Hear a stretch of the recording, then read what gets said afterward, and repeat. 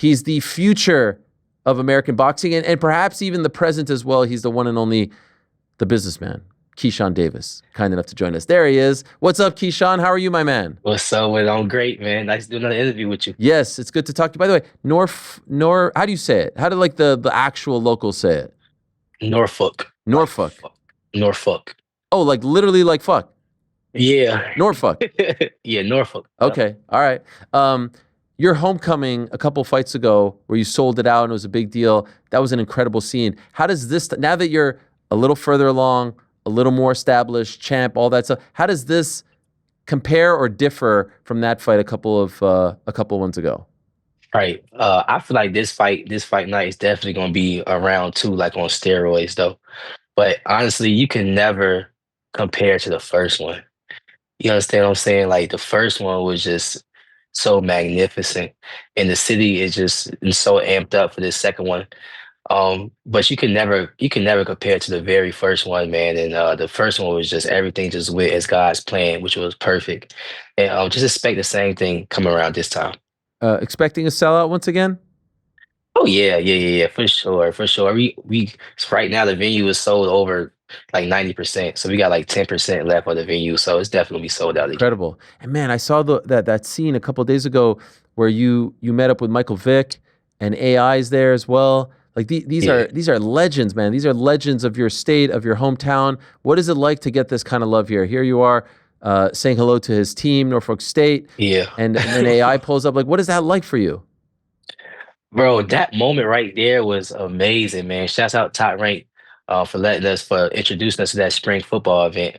But that moment right there was super amazing, man. They invited basically like um another football player, another star football player, and then DB3 was involved, and you had like the state delegates, and then you had the city, the people that was like within the city. So it was like us just walking on that field and making that entrance to that field, walking into, Michael Vick's football team, the entire football team is on their knee, just waiting for us, just as we walk up.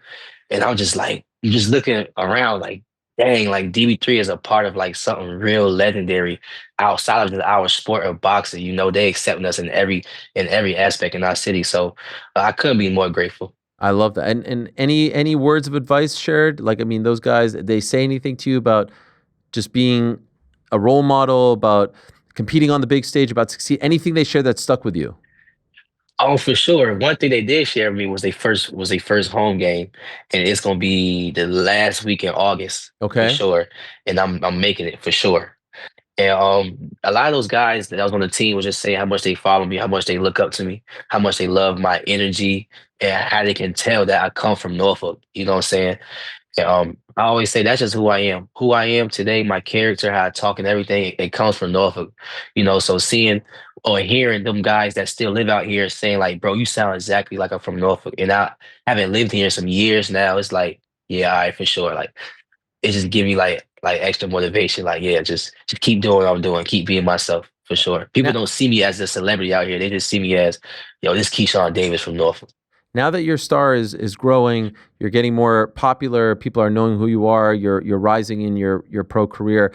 How do you deal with people coming up to you and talking to you like a role model and saying that some people don't want to be a role model. Famously, back in the day, Charles Barkley had a commercial with Nike saying, "I am not a role model." Do you feel comfortable? Do you want to be that guy? Do you want to be the face of all of this, especially for the American fans? Honestly, whatever the people see me as, that's just what they see me as. I'm not gonna try to be something. I'm gonna just be myself. And whatever they see me as, that's just what it is. You know what I'm saying? Whether it's a role model, whether it's a fighter, whether it's just a kid from Broad Park, Norfolk, Virginia, whatever they see me as, I'm just gonna accept it. You know what I'm saying? Because I'm just being myself at the end of the day. Okay, fair enough. Your opponent on Saturday, Edwin De Los Santos, his last fight was against Shakur Stevenson. It wasn't the best of fights, wasn't the most exciting of fights. Does a part of you want to, and that was a decision loss, does a part of you want to beat him decisively, stop him so you could say, like, anything he can do, I can do better? Nah, heck no. When I took this fight, it was nothing had to do with nobody. I was just looking for opponents, and Edward De Los Santos called me out on the media, and I accepted his call out. Honestly, you know what I'm saying? And it don't got nothing to do with nobody. And when it comes to the businessman, I try to stop everybody. Hmm. And that's what makes me excited. I don't go in there and try to box with you. I'm trying to stop you, honestly, in the most high value fashion, in the most I always tell people around me like I'm not a fighter that like to take damage. I don't take no damage. So if I can go in there and make you miss and make you pay and stop you, it's perfect. It's perfecto. What does this win get you? Where does it put you in the sweepstakes for big fights? The big money fights. Where does this put you? Oh, every step, every fight, I feel like it gives me a step closer from my first pay-per-view fight, from my first, mega fight when the whole entire world is watching. So we just gonna keep taking these steps.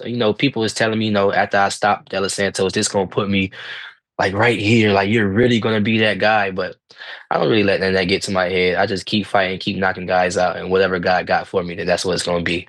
When we spoke in our studio, we obviously talked a lot about Tank Davis, and since then he had that fight against Lamont Roach, and it sounds like they're going to fight again. Can I ask what was your take on that controversy with the knee and the towel and the eye and all that stuff? How that was handled and how it played out? I mean, Javante, he's running the show. It's his show, so it's hard for. I mean, at the end of the day, like he's a cash cow when it comes to 135 division. So like that's just what we see. He's running the show. It's gonna take somebody to really beat him up or somebody to knock him out for you to get that win. Obviously, because he's the cash cow. That's just how it go in boxing, which is not right. But shouts out to Lamont Roach, man. He proved a lot of naysayers wrong. He proved all the critics wrong.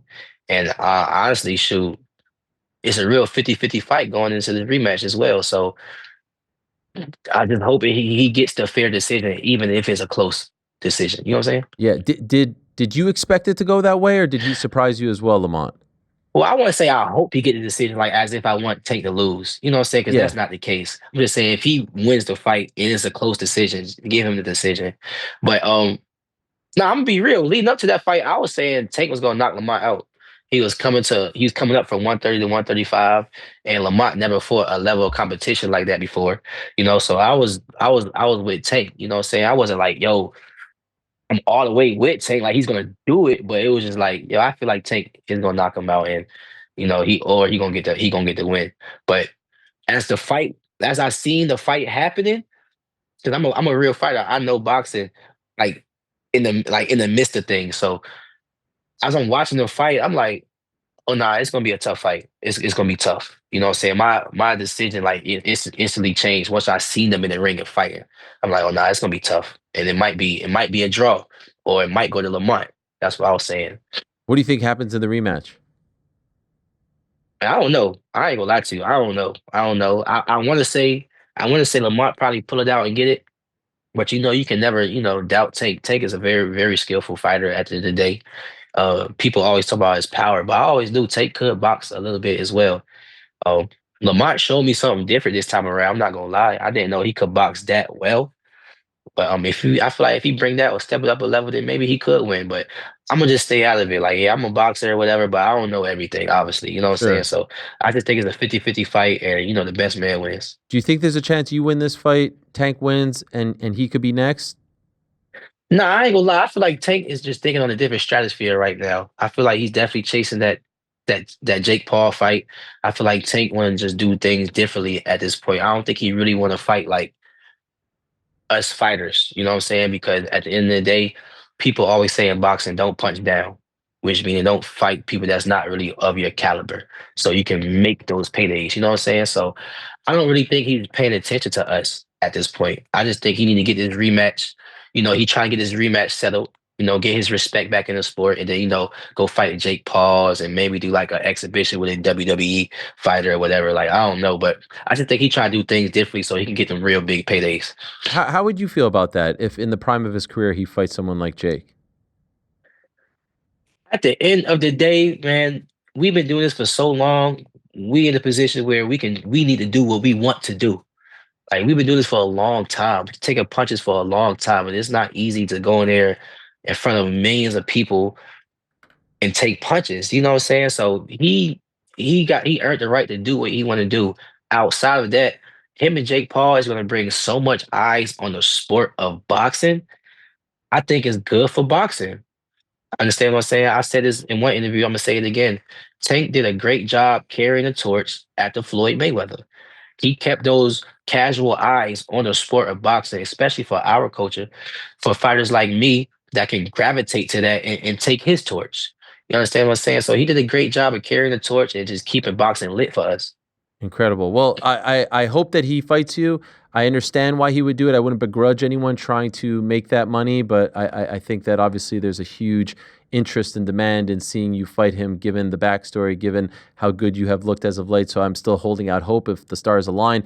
There is another guy that you've been talking about, Teofimo Lopez. Now, he's been involved with Devin Haney.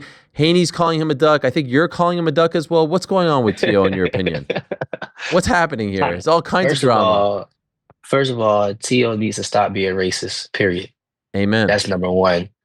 His racist antics is disgusting, and he made a tweet because Turkey Al-Ashiki told him to make the tweet. And only reason why I know that because he put that in the tweet. So it wasn't genuine, is what I'm saying. Somebody made him do that. So he just needs to stop the racist antics. That's number one. And honestly, he is ducking me. I can't speak on Devin, but he's definitely ducking me. Turkey Al-Ashiki, I had a meeting with him and he put Teofimo on FaceTime. And Turkey said, "Yo, Keyshawn wants to fight you right here. Why do you keep bringing up Boots? Because he keep talking about Turkey. You promised me Boots. You promised me Boots." And I'm on a FaceTime with him in front of Turkey saying, "Yo, Turkey want us to fight. Let's fight. Let's make it happen. You go save money fighting me, fighting Boots. So just fight me." He like, "No, no, no. I want to fight Boots. I want to fight Boots." So that was very shocking to me, honestly, that you're so adamant fighting Boots over me for the same money, and it's gonna be basically the same type publicity. So he's definitely ducking me. I don't know why he's scared to fight me, but it is what it is. Wow. Okay. So I didn't know about all that. When did that FaceTime meeting happen with Turkey? It was that time when I took a picture with Turkey and he made me his brand ambassador. Okay. Okay. Yep. And are there plans for you to fight on any of these Riyadh season or Ring magazine cards?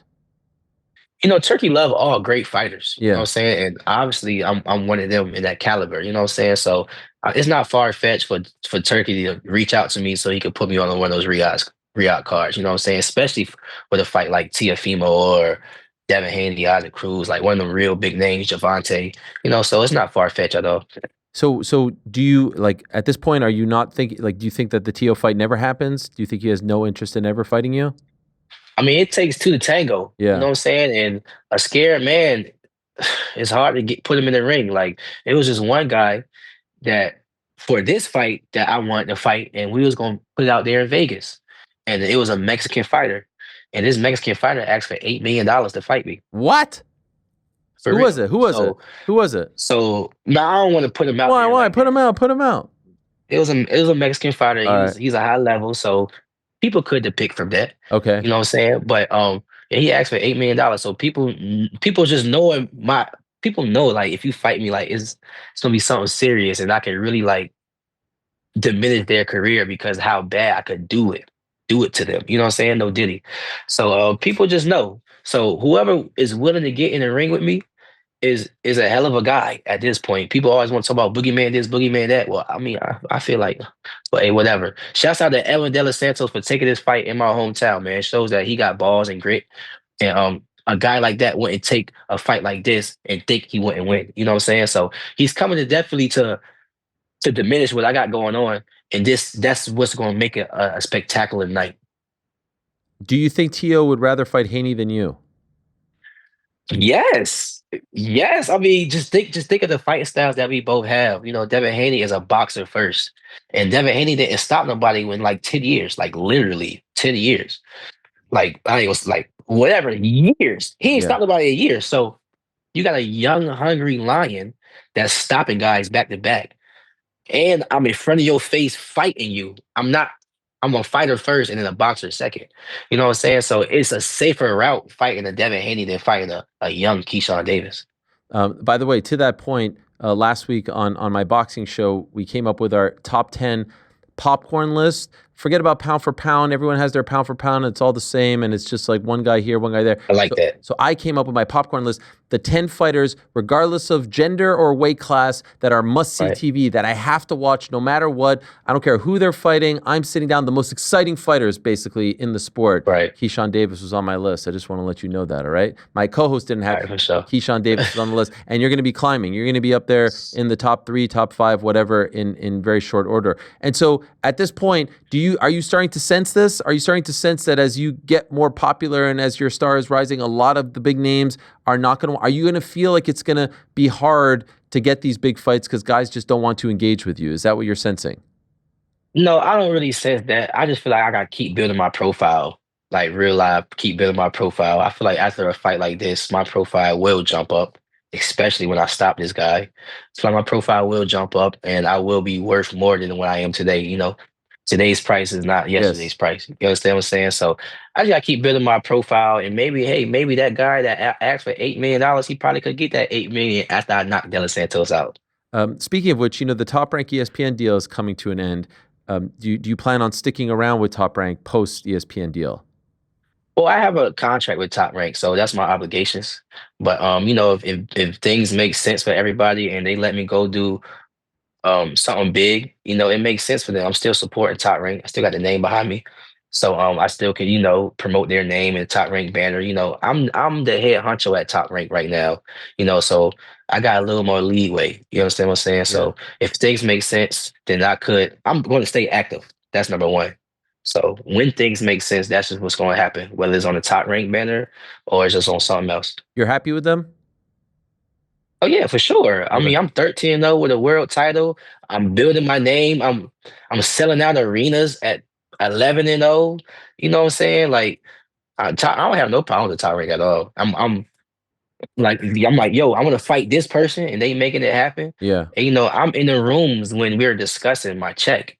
You know what I'm saying? So I'm hands on with everything, the businessman. You know what I'm saying? So I'm definitely happy with Love it. top rank. I saw you a month ago in Times Square. What did you make of that scene? The way Haney fought, the way Ryan fought, Tio to a degree as well. The performances. What, like, you walked away from that thinking what? As a pro boxer who's all action, and you watch those fights, historically low output in each and every one of them. Mm. I don't really like talking down on fighters and stuff like that, but for me, I expected what I seen. Oh wow. That's why the whole time I was in there, you was there. I Yeah. was lit. Yes, you I were. probably watched like 20 minutes of the 3 fights. Even when I was sitting down, I was probably talking to Meek Mills. I probably was talking to Zepeda. I was probably over there messing with Mike Tyson. Like Yeah. I probably watched like 20 minutes of those fights because I expected that. Like T.O. is fighting Arnold Barboza. T.O. never stopped nobody at the 140 division, so I knew he wasn't going to stop Arnold Barboza because he's a real fighter. Devin Haney just coming off a devastating loss, so I'm knowing he just about to go in there and just get the win. And then Ryan Garcia, shouts out to Ryan Garcia and his star power, but he was never an A-lister fighter. You know what I'm saying? So I kind of already expected the fights to turn out that way, but What do you mean not an me A-lister walking, fighter? What do you mean by that? I feel like I want to talk down on him, and Okay. I'm not. But I just feel like he's not like an A-lister. Like he's probably like a B- C+ type fighter, like Rolly. Rolly is not no A-lister fighter. You understand what I'm saying? Okay. Rolly is like a C+. His best was in B- when he beat Ryan Garcia. You understand what I'm saying? They're not top of the tier, real elite level fighters like a Keyshawn Davis, like a Javante Shakur, like a Boots Ennis. You know what I'm saying? Like they not one of them A-listers, I feel like. You know what I'm saying? So I kind of expected the week to go like that, but the fight to go like that. But leaving that fight, the only thing I was thinking was like, yo, Turkey, next time you have a super event like that, just put me on that card. I'm gonna show you some action. I love that. Did you say that to him? I know he's seen. I know he's seen one of my lives, so I know he's seen it. Yeah. But I didn't personally say it to him. Next time I see him, though, you know. Yo, you did a great interview with Andre Ward, and we'll let you go in a couple minutes. But I just wanted to ask you about one quote from this. Um, those sit downs that Ward is doing are great. The Art of Ward, go check them out. Thank you. They're doing great stuff. It's on YouTube. The quote was, "I can't love this too much because this is going to come and go, and once it's gone, I can't keep fighting. I love the sport for sure, but just for the moment." How do you stop? Like, all these great things are happening to you. Like I said, your dreams are being realized. You're having legends from your hometown, like true sporting legends, world-renowned legends, showing you love, right? Putting you over. How do you not allow yourself to love this too much? How do you not get intoxicated by all the things that are happening to you? Because when you love something too much, it becomes a desire. And in the Bible, God said, "Desire nothing but Him." Mm, So God is my only real desire. God is the only one who I truly want. You can't be boxing for the rest of your life. And also outside of that, people don't know, like, us fighters after we retire, that's when we start having our real problems. Not just financially. Talking about physically and mentally. That's after it's statistic. After we retire, about 10 to 15 years down the line, that's when all the boxing start catching up with us. So why would I love something that can potentially just in my life sooner than expected? wow. Okay. This is why I love talking to you. You're very thoughtful, and you're wise beyond your years. It's a real pleasure. One last name I want to ask you about, Thank you. also fighting on this card, Abdullah Mason. Is he a name that you're interested in, or do you not feel like it's time for that? I mean, he feel like it's time for it. So I mean, he a grown man, walking in his own footsteps. So if he ready for it, Do you I'll think he give him is? opportunity. Do you think he's ready for it? No. But if he out here saying that he want to fight me and I'm the WBO champion and this, that, and third, you know me, I'm gonna give you a shot. So expect that soon. Damn. What a fight that would be. That would be incredible. I love when you fight back home. The last one was tremendous. Also, your brothers are on the card as well. So DB3 are going to be Yes, sir. representing once again. It's going to be a great scene. Abdullah on the card. There it is. Kelvin, Keon, and of course, Keyshawn headlining the bill one more time. Back at the Scope Arena, June 7th, this Saturday. It's on ESPN. Check them out. You're the man. Really appreciate the time. Congrats on all the success. Good luck on Saturday, and can't wait to see what you do out there on Saturday and then beyond. It's a lot of fun watching your career progress here. Thank you, Keyshawn. Appreciate it. Thank you, man. Thank you. There he is, Keyshawn Davis, one of the brightest young stars in all of boxing. 13-0, 9 knockouts. The relatively new WBO lightweight champion. He won that belt back on February 14th, defeating Dennis Baranchik, and this will be the first defense of his title. By the way, 2020 Olympic Games silver medalist as well. We had a great chat with him in studio back in February, right after that fight. So if you want to learn more about the young man and everything he's been through, he has been through a lot, and he is not shy about talking about it, mental health struggles and all. Do check that out. Thanks for watching this video. Before you go, if you haven't already, hit that subscribe button for us. Also, give us a thumbs up, leave a nice comment. These things go a long way. And while you're here, do check out the rest of the channel. We've got live shows and full interviews, clips, and a whole lot more. We're doing big things here, and we appreciate your support very much.